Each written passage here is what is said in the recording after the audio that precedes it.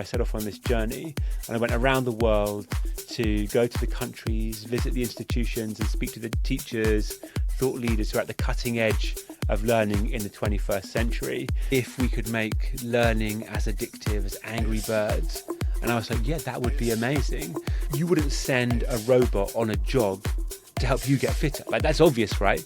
So like when you're like using your AI agent, like to what extent is that undermining your capacity to learn? Since 100,000 years ago when the first recognizable humans emerged, for hundreds of thousand years play would have been the dominant form of human learning. This is how we learn now.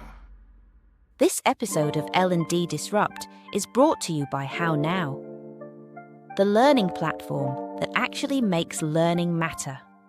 Because let's face it, you could push out loads of content, track skills in a spreadsheet, drown in admin, and still not know what's working. Or you could use How Now to connect your people to the skills they need. Deliver learning in the flow of work and prove it's making a difference.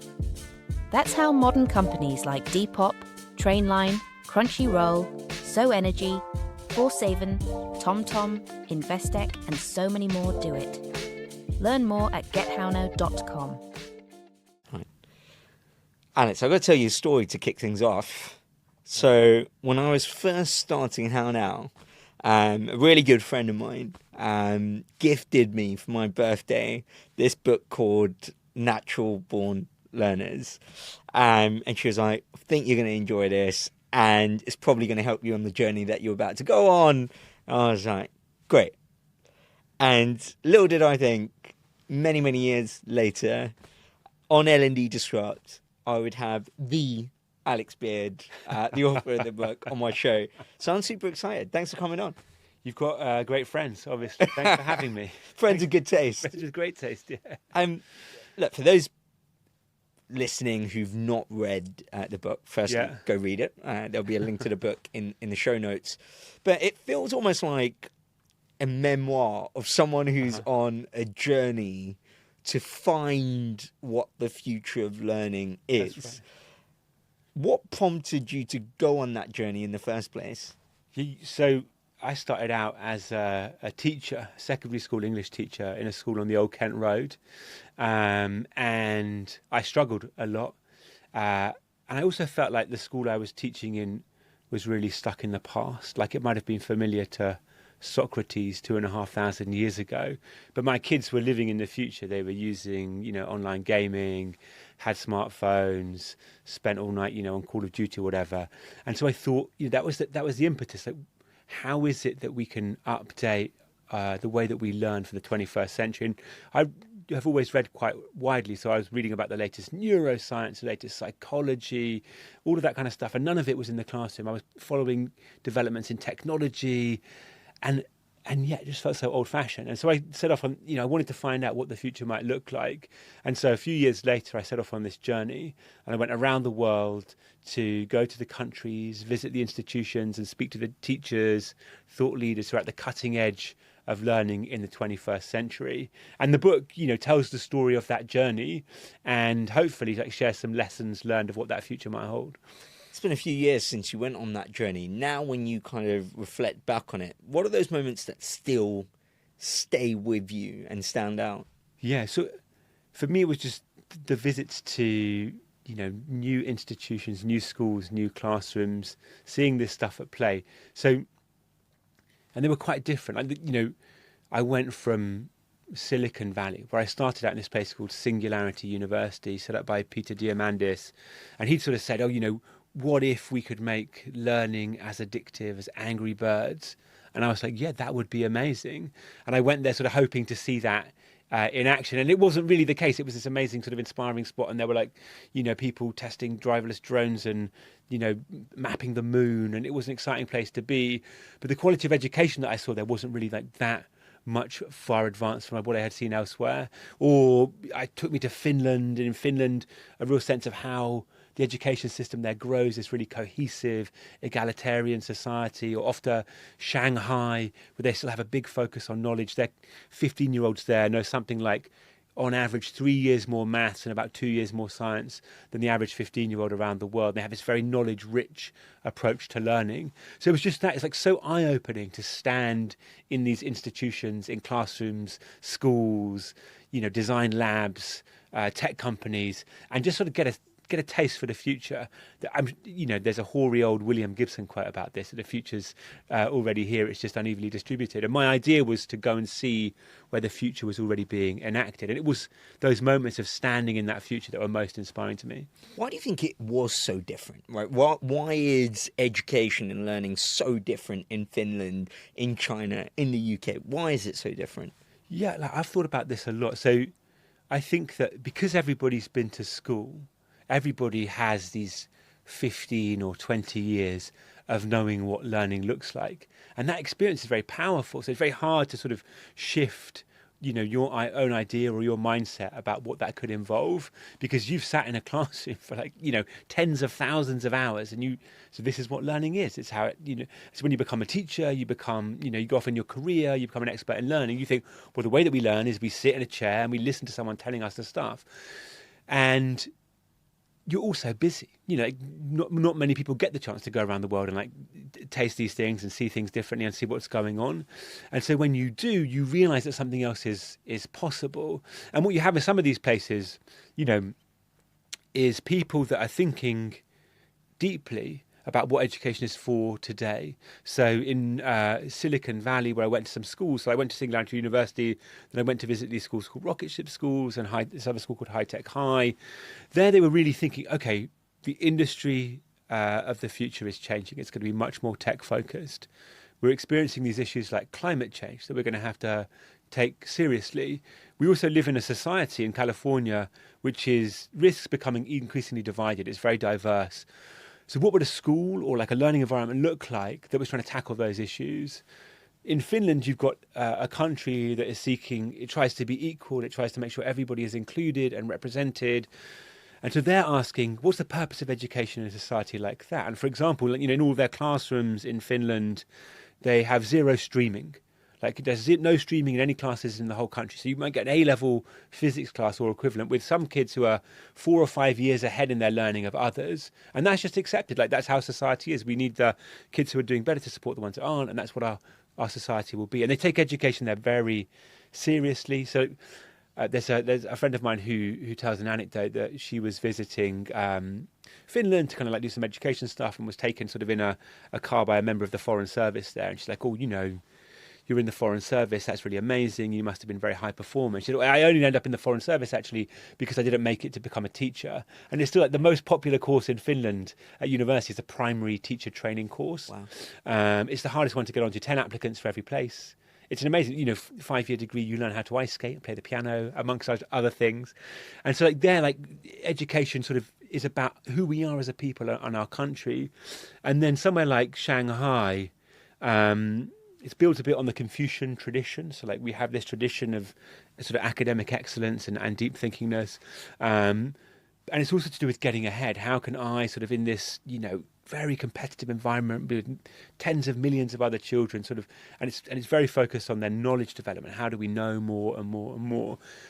There are flaws with all of those models, but it's that sense of you ask the purpose question, and then you give yourself the freedom to say, okay, if that is the purpose we're pursuing, how do we do that in the best, most imaginative way that makes the best use of the tools we now have available to us?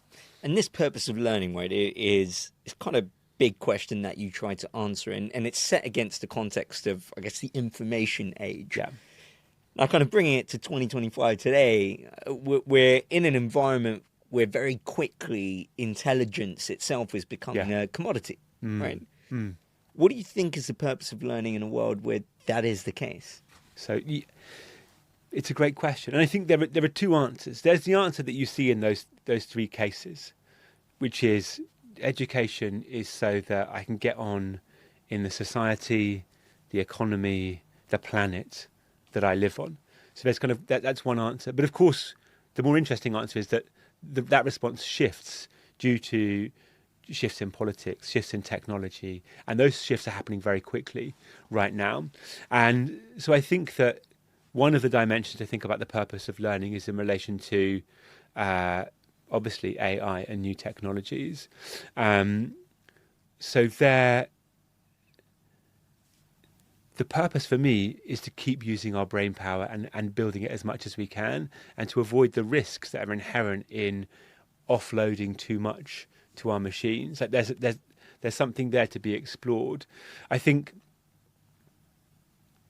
you can see how, take an example like rocket ship schools, for example, you can begin to offload some of your cognition onto a piece of tech. But we've been doing this for years. Like it's not a new thing. So going back to Socrates, there's a famous story in Plato where they talk about the first people to be given the gift of reading and writing by this Egyptian god. They call him Thoth.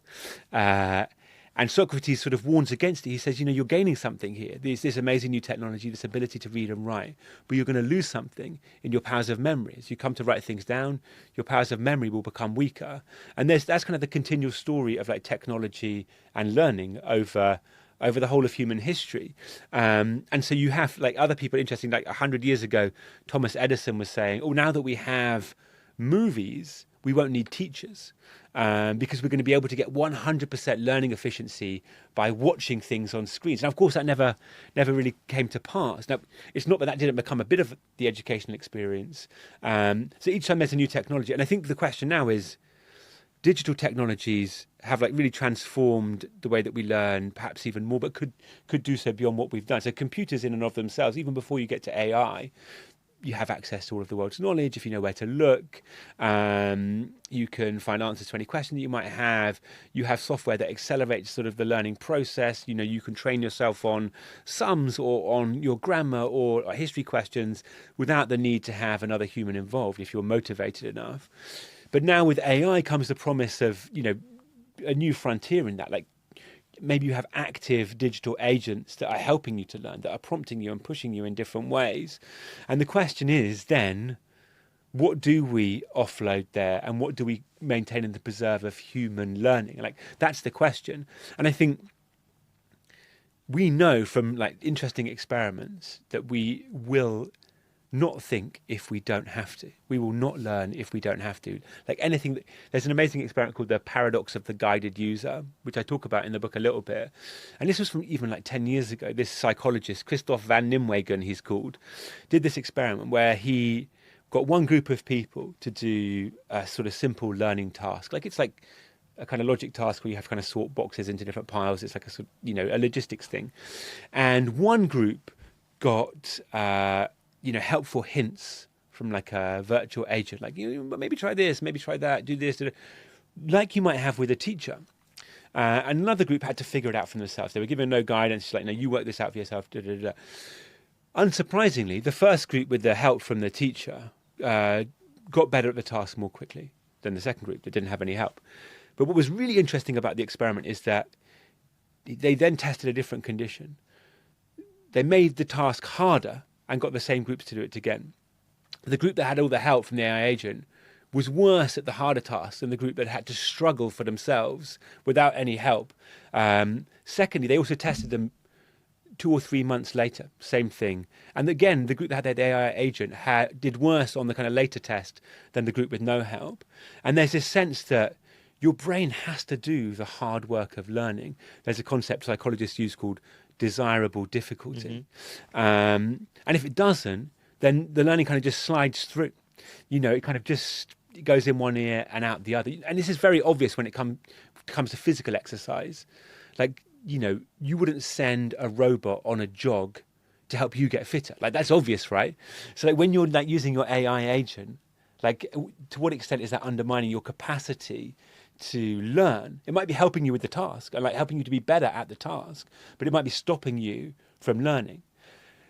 At the same time, we do as humans learn to incorporate these technologies into like our wider ability to think and to do. Like take a book or a notebook, for example. There's this amazing psychologist called Andy Clark. He calls us natural born cyborgs. He says that humans have always used bits of technology to help them think. And so a notebook, for example, like if you know you've noted something down somewhere, could you be said to know that thing? Yeah. Well, yeah, kind of, because if someone asked me the question, I would know where to look for that answer. And that's why it's going to be important for us to still have knowledge in our heads in the future. Because people say, oh, you're going to be able to Google it, AI will help you answer it. But unless you know what to ask or where to look or what a good answer looks like, then you're not going to be able to make any kind of judgment about what to prompt, how to evaluate what you get back from that machine. And so it's almost as important as ever to have some core of knowledge, some core thinking ability, which you can then deploy using AI or other machines as a partner, and this is kind of using other people as a partner. Like this collective intelligence is sort of the great strength of our whole species, like throughout our history.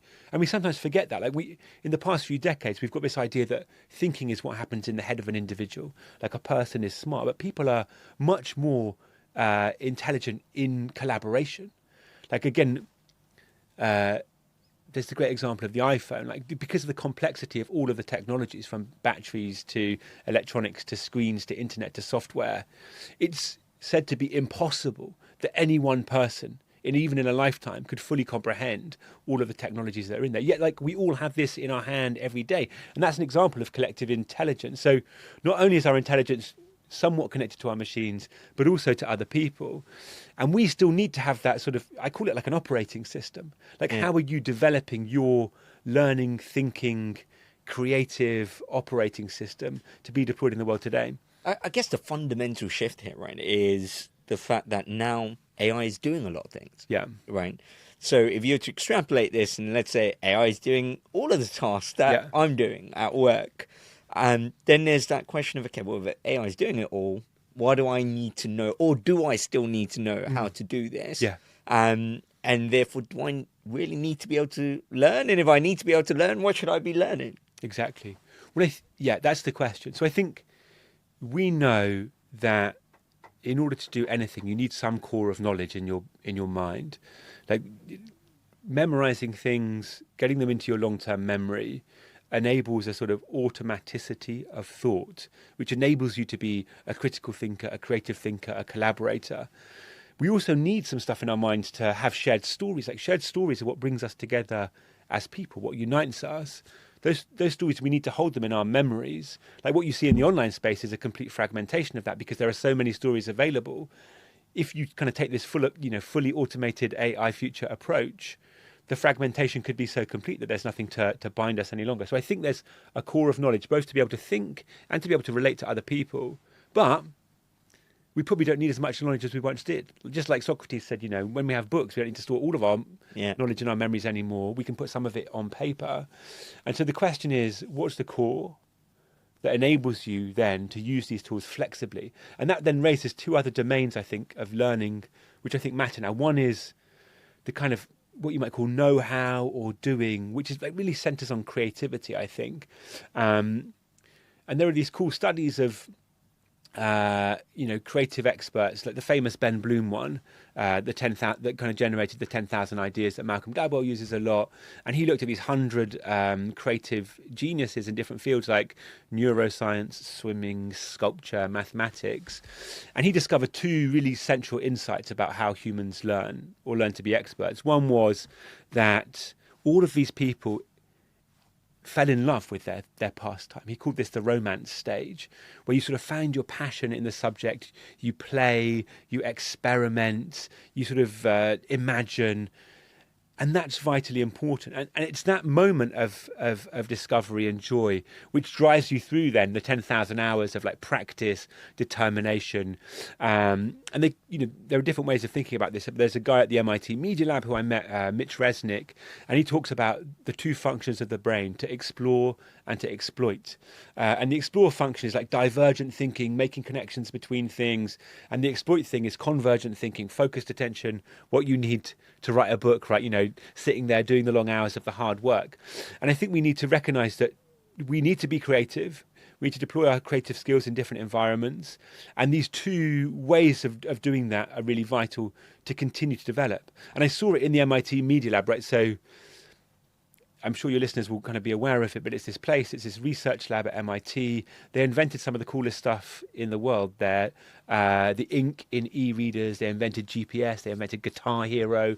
And the way they do that is they bring together these kind of multidisciplinary teams who are given 3 years and complete freedom just to research something. So you might have like a biologist, a physicist, a theatre director, an educator, and they come together and they have 3 criteria. 1, you have to make something that has real world value. 2, you have to make something that works. And 3, it has to be a bit magic. And like off you go for 3 years. And they have this principle of learning there, which they call the 4 Ps. And that guy, Mitch Resnick, I mentioned, who also invented Scratch and Lego Mindstorms, he's kind of like their learning guru. And the 4 Ps are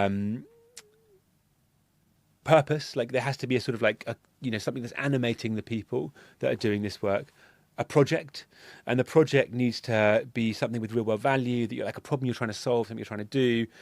Peers, so you're working with a peer group who can sort of give different angles on the problem. And then finally, play. You do have to have that time to uncover, discover, and explore. And he says, like, we're doing it at the MIT Media Lab and inventing this amazing stuff. Kindergartens do it. We just need to apply it to learning in every other domain of human existence. So there's that thing around creativity. And then the second one, which comes up and a lot now is, if the knowledge, is cyborg with machines, but we're still learning something and we're learning to be creative in different ways with each other.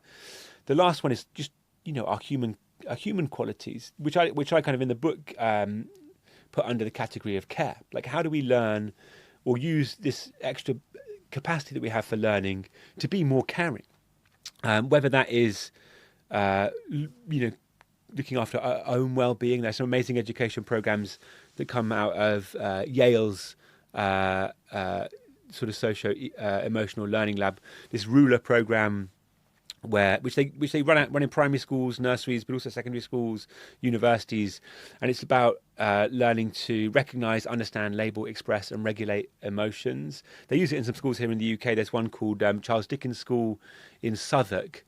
You see the kids come in at the beginning of the day, they hang up their coats, and they go over to this thing called the mood meter on the wall, and they write down how they're feeling, put it on a chart, and then write down how they want to feel later on, put that on the chart, and it's helping them to give them a language about their emotions, like developing their emotional literacy.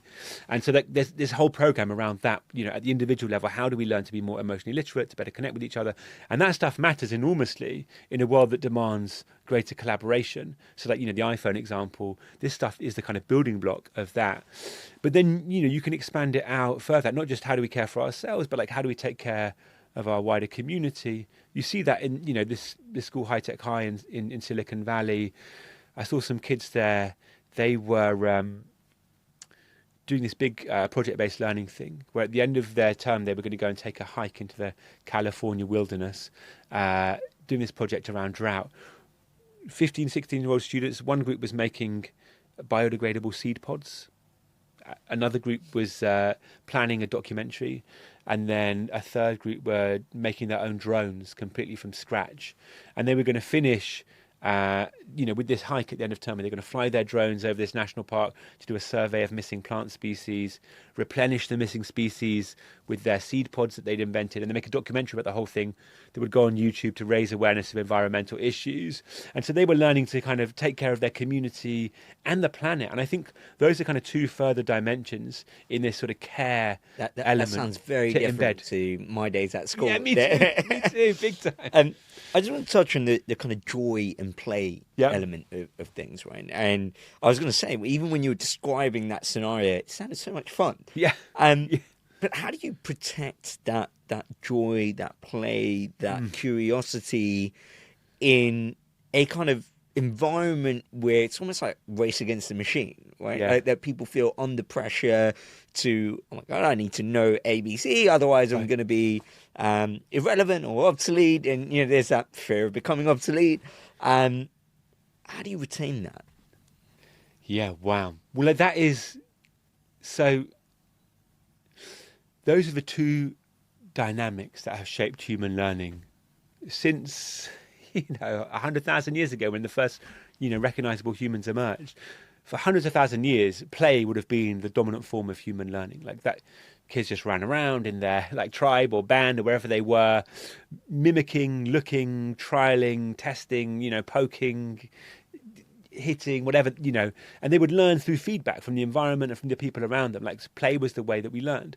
And then when we settled down to farm and like we had these new civilizations that were more hierarchical, where people had more specialized roles, then like this idea of like obedience and knowledge and like learning what you need to learn began to take shape. And that's just grown and grown and grown over about 10,000 years through the industrial age, through mass schooling until now. And now those two things exist, in our world. There is definitely a drive towards competition. How can I be the one that gets to the top of the pile so that I can have that great job or like those resources? But there's still kind of underlying that, like this, we were built on play. We were natural born learners. We are natural born learners. That's what we're pre-programmed to do. And I think that the best argument for play today is twofold. Like one, that's the thing that's going to give us the advantage over the machines. The kind of things that the machines are learning to do are all of the routine cognitive stuff that you would have to done for your GCSE or A level. That's no problem. For these new technologies.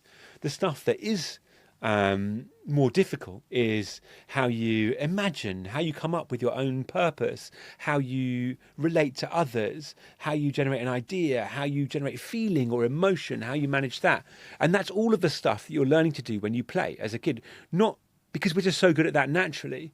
And so I think the most powerful learning experiences that I've seen are the ones which recognize that. So if you ask me, like, what was the school I most liked, it was High Tech High. So half of the learning that happens there is recognizable school learning. Books, teacher, doing your thing, because that still matters. Like, you still have to know some stuff.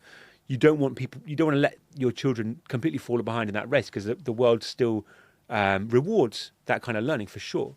At the same time, half of the time is spent in what is essentially like, grown-up play. Let's imagine this thing. Let's trial this project. Let's go on this hike. Let's build something. And cultivating that. And that's what's happening at the MIT Media Lab, by the way. That's just play. Like, they are playing for 3 years, those groups of people.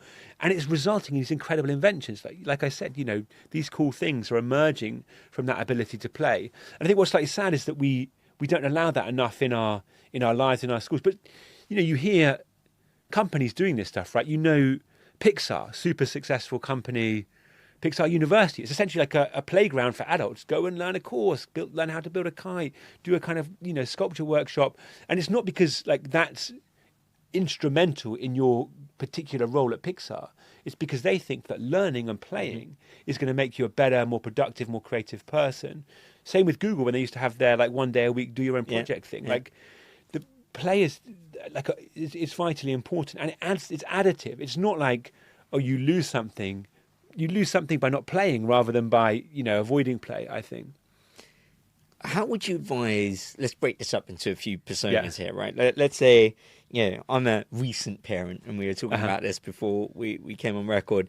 And one of the things I think about is, given the rate of change that's happening now, I'm not too sure I know how to prepare my daughters for the future that's going to be there, because I don't know what it's going to be like. Right? By the time they hit 18, who knows what the world is going to look like? And so naturally you feel a bit anxious around how you can best support them. What would your kind of words of wisdom be to a parent? Yeah. Well, I think I'm a parent as well. I've got 2-year-old twins. So these are questions that are very much at the forefront of my mind. And I think there's two different ways at it. But like one of them is to think, how do you give your son or daughter the best chance of adapting to those changes? And then I think, fundamentally it's about learning to be a good learner. And I saw this at play in a place called 42, which is this sort of coding university in Paris, now all over the world.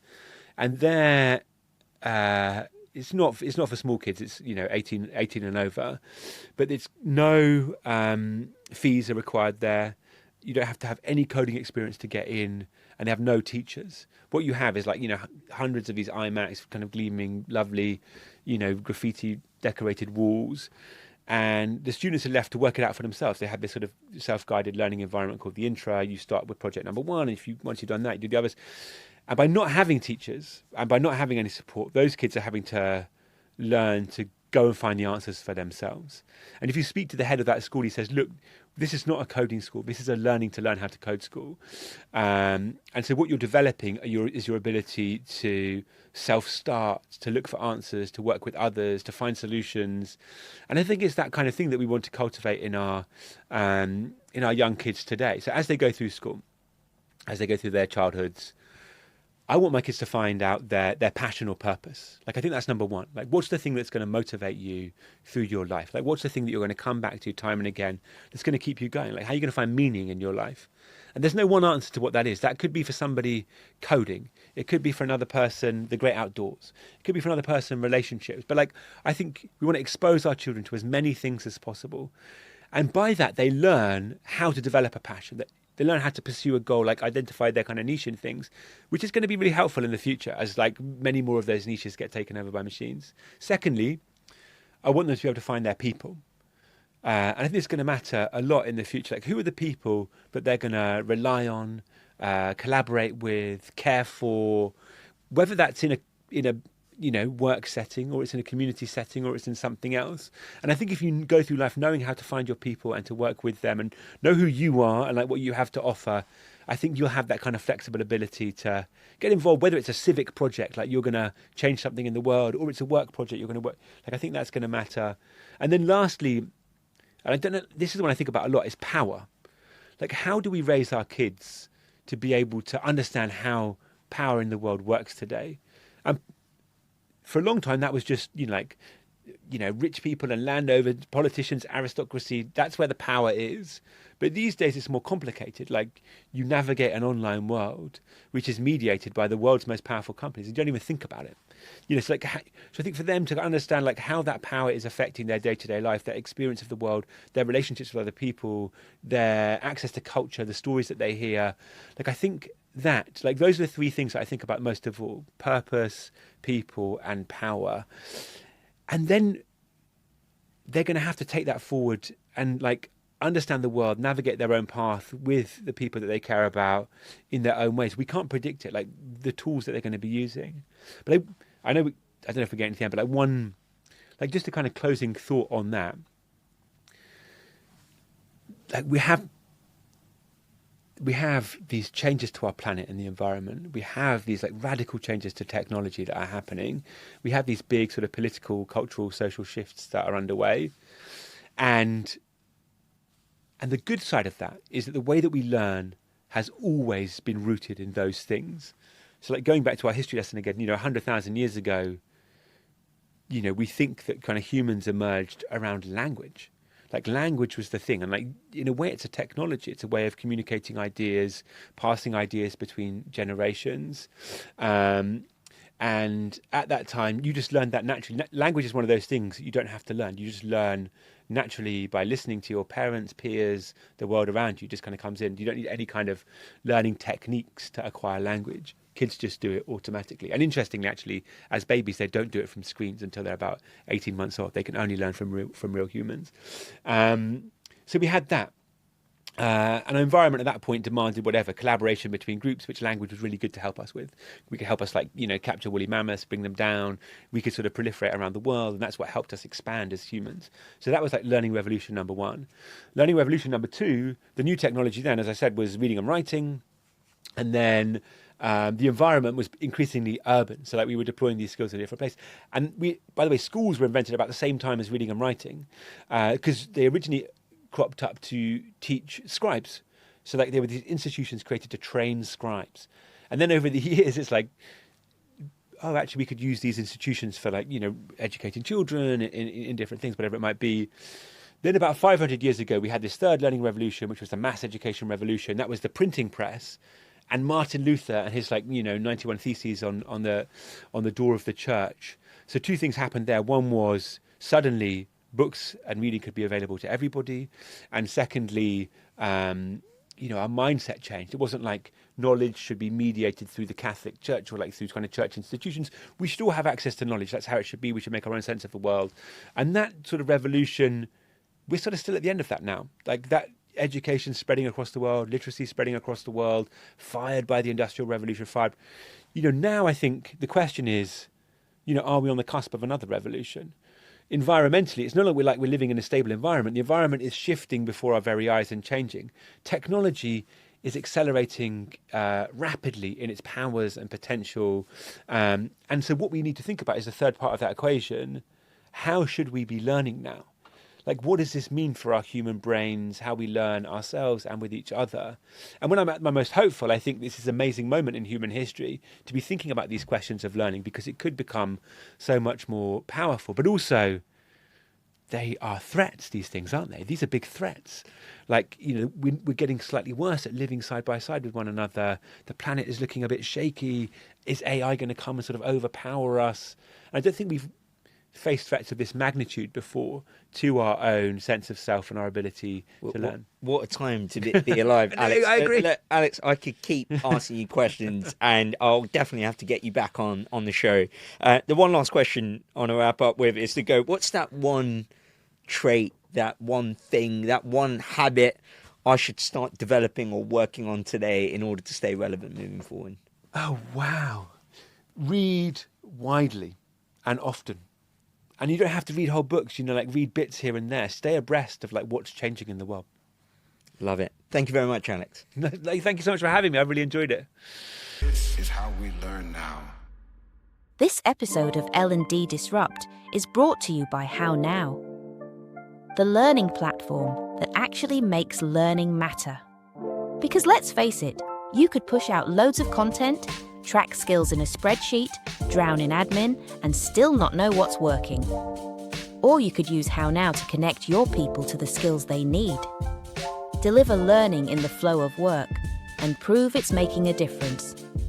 That's how modern companies like Depop, Trainline, Crunchyroll, So Energy, Forsaven, TomTom, Investec, and so many more do it. Learn more at gethownow.com.